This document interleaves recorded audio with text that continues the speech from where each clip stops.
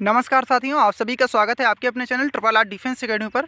हम लोग आज आईटीबीपी ट्रेडमैन का गेस पेपर सॉल्व करने वाले हैं। जी हाँ, ये आपका इस तरीके का पेपर है कि जिस प्रकार के आपके प्रीवियस ईयर में प्रश्न पूछे गए थे उसी प्रकार के यहाँ पर प्रश्न हमने लिए हुए हैं। तो यहाँ पर मैं आपको 50 प्रश्न कराने वाला हूँ। अगर आपको वीडियो अच्छा लगे तो वीडियो को लाइक कर दीजिएगा, दोस्तों को भी शेयर कर दीजिएगा। अगर अभी तक आपने हमारे चैनल को सब्सक्राइब नहीं किया है तो कर लीजिएगा। तो चलिए चालू करते हैं। हमारा जो आज का गेस पेपर आपका है, तो आप यहाँ पर अपना आकलन कर सकते हैं कि आपकी तैयारी कितनी मजबूत है, आपने कितने प्रश्न सही किए हैं। ये सारे प्रश्न आपके जीके के होंगे। जी हाँ, 50 प्रश्न मैं यहाँ पर आपके लिए लेकर आया हूँ और मैं यहाँ पर आपको थोड़ा सा स्पीड तरीके से कराऊँगा ताकि आपका रिविज़न जो है अच्छी तरीके से हो सके। तो चलिए चालू करते हैं हमारा जो आज का पेपर सेट है उसको। तो यहाँ पर देख लेते हैं हमारा आज का पहला प्रश्न क्या है। जी हाँ, हमारा पहला प्रश्न है, निम्नलिखित में से कौन सा राज्य नर्मदा नदी घाटी का हिस्सा नहीं है। काफ़ी महत्वपूर्ण प्रश्न है और कई बार एग्जाम में पूछा भी गया, याद रखिएगा। और आपके एग्जाम में आने की संभावना है क्योंकि आपके एग्जाम में नदियों से 1 से 2 नंबर आ सकते हैं। जी हाँ, नदियों से 1 से 2 नंबर आ सकते हैं। तो सबसे पहले हम लोग जान लेते हैं कि नर्मदा नदी जो है इसका उद्गम स्थल आपको याद रखना होगा। तो ये कहाँ से निकलती है? मध्य प्रदेश से निकलती है। नर्मदा नदी जो निकलती है आपकी अमरकंटक घाटी से, याद रखिए अमरकंटक की पहाड़ियों से निकलती है। अब यहाँ पर अगर हम लोग इसके राइट आंसर की बात करेंगे तो ये कहाँ से नहीं गुजरती, यानी कौन सा इसका हिस्सा नहीं है। तो यहाँ पर आपका ये मान लीजिए महाराष्ट्र से इसका हिस्सा है, गुजरात भी इसका हिस्सा है और यहाँ पर मध्य प्रदेश तो इसका मेन हिस्सा, याद रखिए मध्य जो प्रदेश है ये तो मेन हिस्सा, महाराष्ट्र भी इसका हिस्सा है। अगर बात कर लेते हैं नर्मदा नदी घाटी का हिस्सा जो नहीं है तो कौन सा नहीं है, तो आपका ये राजस्थान नहीं होगा। याद रखिएगा ये नर्मदा नदी घाटी का हिस्सा नहीं है। चलिए आगे देख लेते हैं। भारत में सबसे अधिक किसका आयात करता है, यानी भारत जो है सबसे अधिक किसका आयात करता है। तो आपको बताना है कि भारत जो है सबसे अधिक किसका आयात करता है। तो ऑप्शन हमारे क्या क्या हैं? बॉक्साइट, मैग्नीज, अभ्रक और सल्फर। तो भारत जो सबसे ज़्यादा आयात करता है ये सल्फर का करता है। याद रखिएगा सल्फर का सबसे ज़्यादा यहाँ पर ये आयात करता है। चलिए आगे देख लेते हैं। श्रम विभाजन की धारणा का समर्थन किसने किया था? जी हाँ, श्रम विभाजन की धारणा का जो समर्थन था ये किसने किया था? तो श्रम विभाजन की जो धारणा का समर्थन किया था ये किया था स्मिथ ने। याद रखिएगा तो ऑप्शन सी बिल्कुल राइट आंसर होगा, स्मिथ। चलिए आगे देख लेते हैं। हमारा जो अगला क्वेश्चन है, निम्नलिखित में से कौन सी नदी बंगाल की खाड़ी में नहीं गिरती है। काफ़ी महत्वपूर्ण प्रश्न है। तो यहाँ पर सबसे पहले हम लोग जान लेते हैं कौन कौन सी नदियाँ जो बंगाल की खाड़ी में नहीं गिरती। तो महानदी तो आपकी बंगाल की खाड़ी में गिरती है, याद रखिए। गोदावरी भी आपकी बंगाल की खाड़ी में गिरती है। बात कर लेते हैं कृष्णा की, तो ये भी आपकी बंगाल की खाड़ी में गिरती है। अगर बात कर लेते हैं ताप्ती की, ताप्ती ये बंगाल की खाड़ी में नहीं गिरती। याद रखिए ताप्ती जो है बंगाल की खाड़ी में नहीं गिरती है। चलिए आगे देख लेते हैं। तो आगे हमारा अगला क्वेश्चन है, मौर्य वंश के संस्थापक कौन थे। जी हाँ, मौर्य वंश के संस्थापक कौन थे। तो यहाँ पर आपसे संस्थापक भी पूछ सकता है। तो यहाँ पर अगर बात करेंगे मौर्य वंश की, तो मौर्य वंश के जो संस्थापक थे चंद्रगुप्त मौर्य थे। याद रखिए चंद्रगुप्त मौर्य। अगर बात कर लेते हैं आपसे गुप्त वंश की स्थापना किसने की थी, तो गुप्त वंश की जो स्थापना की थी वो आपकी श्रीगुप्त ने की थी। याद रखिए श्रीगुप्त ने। चलिए आगे देख लेते हैं। अजंता एलोरा की गुफाएं किसके पास स्थित हैं। जी हाँ, अजंता और एलोरा की गुफाएं जो हैं किसके पास स्थित हैं। तो ऑप्शन हमारे क्या क्या हैं? अजमेर, जयपुर, पटना और औरंगाबाद। तो अजमेर माफ़ करिएगा, अजंता और एलोरा की जो गुफाएं हैं किसके पास स्थित हैं, तो ये आपका औरंगाबाद के पास स्थित है। याद रखिए औरंगाबाद। औरंगाबाद आपका ये कहाँ पड़ता है, तो ये महाराष्ट्र के पास पड़ता है। याद रखिए महाराष्ट्र के पास। चलिए आगे देख लेते हैं। स्पंदन की दर से डॉक्टरों को किस बात का पता चलता है। तो स्पंदन की दर तो मापते किससे हैं, तो ये मापते हैं स्टेथोस्कोप। याद रखिए स्टेथोस्कोप जो होता है इसी से मापा जाता है। और इससे जो है किसका पता चलता है, तो इससे पता चलता है हृदय की धड़कन का। याद रखिएगा हृदय की धड़कन का। चलिए आगे देख लेते हैं। निम्नलिखित में से कौन सा भारतीय शास्त्रीय नृत्य नहीं है। माफ़ करिएगा यहाँ पर क्या लिखा हो, भारतीय नृत्य है। तो आपको पता होगा शास्त्रीय नृत्य इनमें से कौन सा है, तो ये सभी जो हैं शास्त्रीय नृत्य आपके भारतीय और शास्त्रीय नृत्य हैं। तो बात कर लेते हैं भरतनाट्यम की, तो ये कहाँ का है, तो ये आपका तमिलनाडु का है। ये भी आपसे पूछ सकता है। तो ये भरतनाट्यम आपका तमिलनाडु का। अगर बात कर लेते हैं कुचिपुड़ी की, तो ये आपका आंध्र प्रदेश का। याद रखिएगा आंध्र प्रदेश। तो ये आपका आंध्रा का है, आंध्र प्रदेश का। अगर बात कर लेते कथक की, तो ये आपका उत्तर भारत है। याद रखिएगा, उत्तर भारत का आपको आंसर ऑप्शन देगा, तो उत्तर भारत का कथक जो है उत्तर भारत का, तो आपको ये भी याद रखना है। और अगर बात करते हैं ये सभी क्या हैं, ये सभी भारतीय शास्त्रीय नृत्य हैं, तो ऑप्शन डी हमारा बिल्कुल राइट आंसर होगा। चलिए आगे देख लेते हैं। यहाँ पर एक और आपसे पूछ लेता है मोहिनी अट्टम। जी हाँ, मोहिनी अट्टम जो है ये केरल का है। चलिए आगे देखते हैं हम लोग। सिंधु घाटी सभ्यता में डॉट डॉट कोई का संकेत नहीं मिला है, तो आपको बताना सिंधु घाटी सभ्यता में किसका संकेत नहीं मिला है। तो यहाँ पर हमारे ऑप्शन क्या क्या हैं, गन्ने, सरसों, तिल और जौ। तो सिंधु घाटी सभ्यता में जी हाँ किसका आपका अवशेष नहीं मिला है, तो सिंधु घाटी सभ्यता में आपका गन्ने का अवशेष नहीं मिला है। याद रखिए, गन्ने का अवशेष जो है नहीं मिला है, यानी कोई संकेत इस फसल का नहीं मिला हुआ है। बाकी जो यहाँ पर सरसों है, जौ है और तिल, इनके सभी के साक्ष्य मिले हुए हैं। आपसे पूछ लेता है कि लोथल जो है किस राज्य में स्थित है, तो लोथल आपका कहाँ पर हो जाएगा, गुजरात। तो यहाँ पर ये राज्य हम कुछ लिखे देते हैं जो आपके एग्जाम में पूछे जाने की संभावना है। तो लोथल आपका कहाँ पर है, गुजरात में। याद रखिए, लोथल गुजरात। वहीं पूछ लेगा कालीबंगा। जी हाँ, कालीबंगन जो है तो वो आपका राजस्थान, ये आपका गुजरात। कालीबंगन जो है ये आपका, तो ये आपका हो जाएगा राजस्थान। याद रखिए, राजस्थान। अगर बात कर लेते हैं सबसे पूर्वी स्थल इसका क्या है, तो इसका सबसे पूर्वी स्थल जो है आलमगीरपुर है, उत्तर प्रदेश में। याद रखिएगा, आलमगीरपुर उत्तर प्रदेश। इसका सबसे उत्तरी हिस्सा अगर पूछ ले तो कौन सा है, मांडा है आपका, जम्मू कश्मीर। याद रखिए, मांडा। चलिए आगे देख लेते हैं। निम्नलिखित में से कौन सा हार्डवेयर नहीं है। जी हाँ, आपको बताना है कि ये जो कंप्यूटर के पार्ट दिए गए इनमें से कौन सा हार्डवेयर नहीं है। तो यहाँ पर हार्डवेयर आपको बताना है कौन सा नहीं है। तो याद रखिए, जावा क्या है, जावा एक सॉफ्टवेयर है। याद रखिए, जावा एक सॉफ्टवेयर है। बाकी आपने देखा होगा हार्डवेयर किसे कहते हैं, जिसको हम हाथ से छू सकते हैं। याद रखिए, हाथों से जिसका स्पर्श हम लोग कर सकते हैं वो हार्डवेयर होते हैं। तो हार्डवेयर कौन कौन से हैं, प्रोसेसर चिप जो हो गए, इसको भी हाथ से हम छू सकते हैं। माउस भी आपका हाथ से छुआ जा सकता है, प्रिंटर भी। तो ये सभी हार्डवेयर हो गए, और जो आपके यहाँ पर छुए नहीं जा सकते वे आपके सॉफ्टवेयर के अंतर्गत आ जाते हैं। याद रखिएगा, जैसे MS एक्सेल हो गया, ये आपके सभी क्या हैं, सॉफ्टवेयर हैं।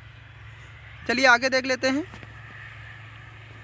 भारत विश्व में सबसे बड़ा निर्यातक है। तो भारत जो है सबसे बड़ा निर्यात किसका करता है। जी हाँ, निर्यातक जो किसका है, तो सबसे बड़ा निर्यातक है आपका अभ्रक का। याद रखिए, अभ्रक या सल्फर। चलिए आगे देख लेते हैं। निम्नलिखित कारकों में से कौन सा प्रायद्वीप नदियों के पूर्व की ओर बहने का मुख्य कारण है। यानी नदियाँ जो पूर्व की ओर बहती हैं, इसका मुख्य कारण क्या है। तो आपको बताना है इसका मुख्य कारण क्या है। तो इसका मुख्य कारण क्या है, नदियाँ रिफ्ट घाटियों का अनुसरण करती हैं। यानी ऑप्शन नंबर सी बिल्कुल राइट आंसर होगा। जो नदियाँ हैं रिफ्ट घाटियों का अनुसरण करती हैं। चलिए आगे देख लेते हैं। पृथ्वी द्वारा सौर ऊर्जा प्राप्त करने की विधि कौन सी है।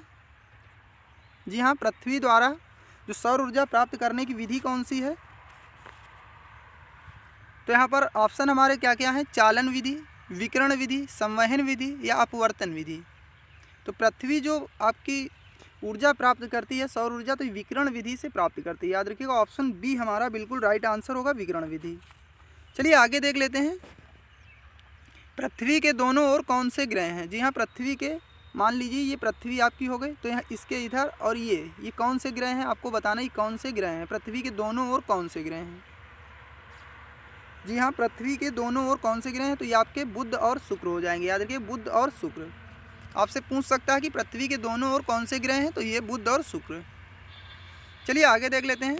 यहाँ पर एक पॉइंट और भी आप लोग याद रखिएगा, आपसे पूछ ले लाल ग्रह। याद रखिए, लाल ग्रह किसे कहा जाता है, मंगल को। याद रखिए, लाल ग्रह के नाम से मंगल को जाना जाता है।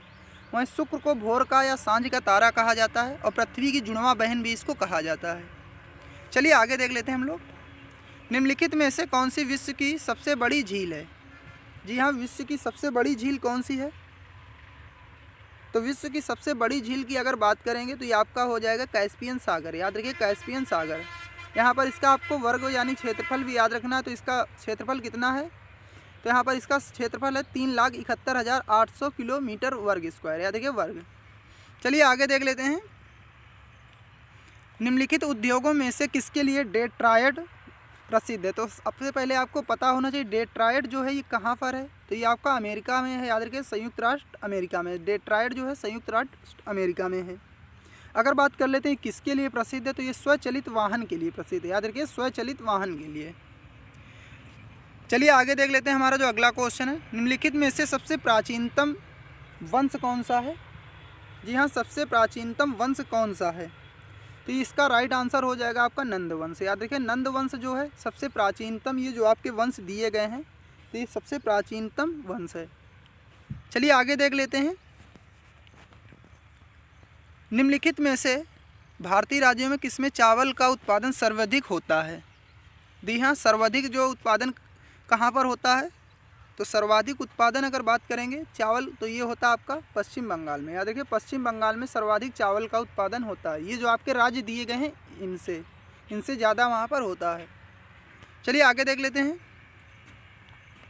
निःशुल्क शिक्षा का अधिकार कुछ सीमाओं के अंतर्गत है। तो निःशुल्क शिक्षा का अधिकार जो है किस सीमा के अंतर्गत आता है आपका, तो ये आता है राज्य के नीति निदेशक सिद्धांतों में प्रतिष्ठित है। याद रखिएगा राज्य के नीति निदेशक सिद्धांतों में प्रतिष्ठित है। तो ऑप्शन नंबर बी बिल्कुल राइट आंसर होगा।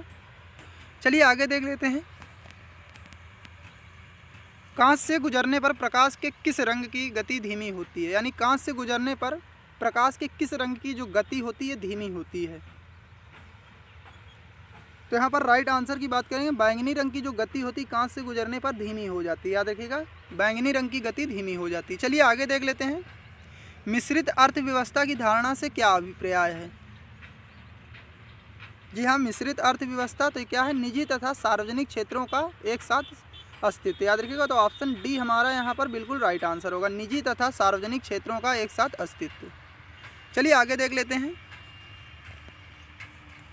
किस पक्षी को दिल्ली राज्य सरकार ने बतौर राजकीय पक्षी घोषित किया। यानी राज्य पक्षी किसको घोषित किया है, तो ये किया है आपका गौरैया को। याद रखिए गौरैया को राजकीय पक्षी जो घोषित किया है दिल्ली सरकार ने। चलिए आगे देख लेते हैं, विटामिन सहायता नहीं करता। तो विटामिन किसमें सहायता नहीं करता है आपका, जी हाँ आपको बताना कि विटामिन जो है किसमें सहायता नहीं करता, तो ये पाचन क्रिया में सहायता नहीं करता। याद रखिएगा किसमें सहायता करता है, तो ऊतकों में एंजाइम के निर्माण में सहायता करता है, उपापचय में आवर्जक के रूप में करता है और रोगों से रक्षा के रूप में करता है। चलिए आगे देख लेते हैं, तक्षशिला के प्रसिद्ध होने का कारण क्या है। जी हाँ, जो तक्षशिला प्रसिद्ध स्थल था इसका जो कारण क्या था, तो ये किस कारण से प्रसिद्ध था आपका, तो ये प्रसिद्ध था गांधार कला के लिए। याद रखिए तक्षशिला जो है गांधार कला के लिए जाना जाता था। तो ऑप्शन सी बिल्कुल राइट आंसर होगा, गांधार कला। चलिए आगे देख लेते हैं, भारत में सर्वप्रथम स्वर्ण मुद्राएं किसने चलाई। तो स्वर्ण मुद्राएं जो हैं सर्वप्रथम किसने चलाई थी, कुषाण, यूनानी, शक और पार्थियन। तो आपका जो ये चलाई थी यहाँ पर स्वर्ण मुद्राएं सबसे पहले ये चलाई थी यूनानी ने। याद रखिए यूनानी ने। तो ऑप्शन नंबर बी बिल्कुल राइट आंसर होगा, यूनानी। चलिए आगे देख लेते हैं, परमाणु बम की खोज किसने की थी। जी हाँ, परमाणु बम की खोज किसने की थी, तो ये की थी ऑटो हान ने। याद रखिएगा ऑप्शन हमारा बी बिल्कुल राइट आंसर होगा, ऑटो हान। चलिए आगे देख लेते हैं, महात्मा गांधी ने अपने सत्याग्रह की क्रियाविधि सबसे पहले कहाँ प्रयुक्त की। तो महात्मा गांधी ने सबसे पहले जो सत्याग्रह की क्रियाविधि अपनाई थी किस जगह पर, तो ये चंपारण में। याद रखिएगा चंपारण में। चलिए आगे देख लेते हैं, आज़ाद हिंद फौज का गठन कब हुआ था। जी हाँ, आज़ाद हिंद फौज का गठन कब हुआ था, तो ये हुआ था 1943 में। ऑप्शन नंबर यहाँ पर सी हमारा बिल्कुल राइट आंसर होगा, 1943। चलिए आगे देख लेते हैं, निम्नलिखित में से किस फसल का ज्ञान वैदिक काल के लोगों को नहीं था। जी हाँ, वैदिक काल के लोगों को किस फसल का ज्ञान नहीं था, तो इनको किनका ज्ञान था, तो ये था जौ का ज्ञान इनको था, चावल का भी था और गेहूं का था, लेकिन तंबाकू का ज्ञान इन लोगों को नहीं था। तो ऑप्शन इस प्रश्न का जो होगा राइट आंसर ऑप्शन डी होगा।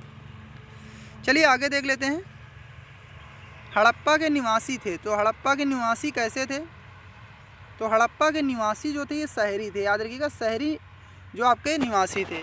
वहीं आपसे पूछ लेता है, अभी हमारा पिछला प्रश्न क्या था, तो वैदिक सभ्यता के लोग कैसे थे, तो ये ग्रामीण थे। याद रखिए ग्रामीण थे। बाकी जो हड़प्पा के थे ये आपके शहरी थे। चलिए आगे देख लेते हैं, तराइन के द्वितीय युद्ध यानी 1192 में जो द्वितीय युद्ध हुआ था, किसने किसको पराजित किया था? तो यहाँ पर देख लेते हैं तराइन के युद्ध। यहाँ से प्रश्न आपका पूछ लेता है काफ़ी बार। तो सबसे पहला युद्ध जो हुआ था आपका 1191 में, याद रखिए 1191 में पहला युद्ध हुआ था तराइन का। तो ये आपको याद रखना पहला युद्ध। तो इसमें क्या हुआ था, यहाँ पर पृथ्वीराज चौहान ने मोहम्मद गौरी को हरा दिया था। यहाँ पृथ्वीराज चौहान यहाँ पर जीत गया था। तो यहाँ पर पृथ्वीराज चौहान की जीत होती है। और फिर 1192 में क्या होता है कि तुरंत वापसी करता है कौन, मोहम्मद गौरी। तो 1192 में दूसरा युद्ध होता है आपका किसका, तराइन का द्वितीय युद्ध। तो यहाँ पर क्या होता है कि यहाँ पर मोहम्मद गौरी, याद देखिए मोहम्मद गौरी यहाँ पर जीत जाता है और मोहम्मद गौरी यहाँ पर जीत जाता है। तो यहाँ पर हमारा आंसर क्या है, तो यहाँ पर लिखा हुआ है पृथ्वीराज ने मोहम्मद गौरी को हराया। तो ये तो गलत ऑप्शन है, क्योंकि इसमें क्या था, पहला युद्ध था। पहले युद्ध में पृथ्वीराज ने मोहम्मद गौरी को हराया था। दूसरे में मोहम्मद गजनवी, तो ये तो बिल्कुल ही गलत है, क्योंकि मोहम्मद गजनवी के बीच में तो ये हुआ ही नहीं था। तीसरे में क्या है, चौथा ऑप्शन आपका देख लीजिए, मोहम्मद गौरी ने पृथ्वीराज को हराया। तो ऑप्शन नंबर यहाँ पर देख लेते हैं 31 का। तो यहाँ 31 का ऑप्शन डी होगा, याद रखिएगा ऑप्शन डी होगा, क्योंकि यहाँ पर क्या होगा, मोहम्मद गौरी ने किसको हराया था, तो ये हराया था पृथ्वीराज चौहान को। जो तराइन का द्वितीय युद्ध हुआ था पृथ्वीराज चौहान को, यहीं से आपकी क्या हुई थी, मुस्लिम साम्राज्य की नींव पड़ी थी। तो आपसे पूछ लेगा कि मुस्लिम साम्राज्य की नींव जो थी किस युद्ध के बाद पड़ी, तो तराइन के द्वितीय युद्ध के बाद। चलिए आगे देख लेते हैं। यहाँ पर आपको बताना म्यांमार की मुद्रा क्या है। जी हाँ, म्यांमार की मुद्रा क्या है, तो म्यांमार की मुद्रा जो है आपकी क्यात हो जाएगी। याद रखिए ऑप्शन नंबर डी बिल्कुल राइट आंसर होगा, क्यात। चलिए आगे देख लेते हैं। सीइंग कृष्णा किसकी रचना है, तो सीइंग कृष्णा जो रचना है ये आपकी मार्गरेट एच केस की है। याद रखिए मार्गरेट एच केस की। तो ऑप्शन नंबर सी बिल्कुल राइट आंसर होगा। चलिए आगे देख लेते हैं। युद्धक विमान अधिक ऊंचाइयों पर क्यों उड़ते हैं। जी हाँ, युद्धक विमान जो होते हैं ये अधिक ऊंचाइयों पर क्यों उड़ते हैं, तो युद्धक विमान जो है रडार संसूचन से बचाव हेतु, याद रखिए रडार संसूचन से बचाव हेतु ऊंचाई पर उड़ते हैं। चलिए आगे देखते हैं हम लोग। दीनबंधु की उपाधि किसके साथ संबंधित है। जी हाँ, दीनबंधु के नाम से किसे जाना जाता था, दीनबंधु के नाम से आपका किसको जाना जाता था, तो ये जाना जाता था CR दास को, यानी ऑप्शन नंबर बी हमारा बिल्कुल राइट आंसर होगा, CR दास। चलिए आगे देख लेते हैं। इनमें से किस शीत ऋतु है, यानी इनमें से किस शहर में शीत ऋतु होती है जब भारत में ग्रीष्म ऋतु। आपको बताना इनमें से कौन सा शहर है जहाँ पर जब शीत ऋतु यानी सर्दी होती है तो भारत में क्या होती है, गर्मी होती है। तो यहाँ पर मेलबॉर्न, याद रखिए मेलबॉर्न जो है ये ऑस्ट्रेलिया का एक शहर है। तो यहाँ पर जब सर्दी होती है तो भारत में गर्मी होती है। तो आपको ये याद रखना है कि भारत में जब गर्मी होती है, यहाँ पर जब क्या होती है, शीत होती है, यानी शीत ऋतु आती है। तो अपने यहाँ क्या आती है, ग्रीष्म ऋतु। तो भारत में यानी इंडिया में क्या आती है, तो यहाँ पर ग्रीष्म ऋतु, याद रखिएगा ग्रीष्म ऋतु। यहाँ पर आपको याद रखना कि ऑस्ट्रेलिया की राजधानी क्या है। जी हाँ, ऑस्ट्रेलिया की राजधानी आपकी क्या है, तो कैनबरा है, याद रखिए कैनबरा। चलिए आगे देख लेते हैं। लीप वर्ष में कितने दिन होते हैं। जी हाँ, लीप वर्ष में कितने दिन होते हैं, तो आपके 366 दिन, याद रखिएगा 366 दिन। सामान्य वर्ष जो होता है ये आपका 365 दिन का होता है। चलिए आगे देख लेते हैं। महात्मा गांधी ने दांडी यात्रा प्रारंभ की थी, तो कब प्रारंभ की थी। जी हाँ, महात्मा गांधी ने दांडी यात्रा कब प्रारंभ की थी, 14 मार्च 1930 को, 13 मार्च 1930 को, 12 मार्च 1930 को, या फिर 11 मार्च 1930 को। तो राइट आंसर की बात करेंगे तो गांधी जी ने जब दांडी यात्रा प्रारंभ की थी तो 12 मार्च 1930 को, याद रखिए 12 मार्च 1930 को। चलिए आगे देख लेते हैं। गौतम बुद्ध को ज्ञान प्राप्त हुआ, तो गौतम बुद्ध को ज्ञान की प्राप्ति कहाँ पर हुई थी। जी हाँ, गौतम बुद्ध को ज्ञान की प्राप्ति कहाँ पर हुई थी, तो ये बोध गया में हुई थी, याद रखिएगा बोध गया में इनको ज्ञान की प्राप्ति हुई थी। यहाँ पर आपसे पूछ लेता है इनको किस नदी के तट पर ज्ञान की प्राप्ति हुई थी, तो ये थी निरंजना नदी, याद रखिए निरंजना नदी। चलिए आगे देख लेते हैं। तो यहाँ पर आपको इनकी उपाधियाँ दी गई हैं, इनमें से आपको गलत का सुमेलित करना है। जी हाँ, गलत सुमेलित करना है। तो पंजाब केसरी के नाम से किसे जाना जाता है, तो लाला लाजपत राय, बिल्कुल सही लिखा हुआ है। नेताजी के नाम से सुभाष चंद्र बोस को, ये भी सही है। यहाँ पर महामना के नाम से महामना मदन मोहन मालवीय को जाना जाता है।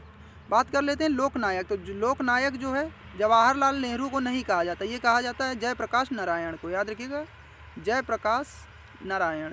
लोकनायक की पदवी जो है जयप्रकाश नारायण को दी जाती है। तो यहाँ पर ऑप्शन इस जो प्रश्न का होगा डी बिल्कुल सही होगा, क्योंकि लोकनायक के नाम से जयप्रकाश नारायण को जाना जाता है। चलिए आगे देख लेते हैं। पहली व आखिरी महिला जिसने दिल्ली की राजगद्दी पर राज्य किया। तो दिल्ली की राजगद्दी पर किसने राज्य किया? तो ये किया था रजिया सुल्तान ने। ऑप्शन नंबर डी बिल्कुल राइट आंसर होगा, क्योंकि पहली व अंतिम महिला। तो आपसे दिल्ली की अगर बात करें, दिल्ली की पहली या अंतिम महिला राजगद्दी पर बैठी, तो ये आपका आंसर होगा रजिया सुल्तान। चलिए आगे देख लेते हैं। पाकिस्तान के प्रथम प्रधानमंत्री कौन थे? जी हाँ, पाकिस्तान के प्रथम जो प्रधानमंत्री कौन थे? तो लियाकत अली खां, मोहम्मद अली जिन्ना, अब्दुल गफ्फार खां, ख्वाजा निजामुद्दीन। तो इसका राइट आंसर देख लेते हैं। तो लियाकत अली खां जो थे ये पाकिस्तान के प्रथम प्रधानमंत्री थे, लियाकत अली खां, याद रखिएगा। चलिए आगे देख लेते हैं। निम्नलिखित में से कौन सी खोज ने ऐतिहासिक मानव को स्थायी जीवन के लिए अग्रसर किया? तो यहाँ पर किस खोज ने किया था? तो ये आपका किया था पहिया ने, याद रखिए पहिया ने। ऑप्शन नंबर यहाँ पर ए बिल्कुल राइट आंसर होगा। तो ये ऐतिहासिक खोज थी पहिए की। चलिए आगे देख लेते हैं। प्राग ऐतिहासिक मानव का भोजन क्या था?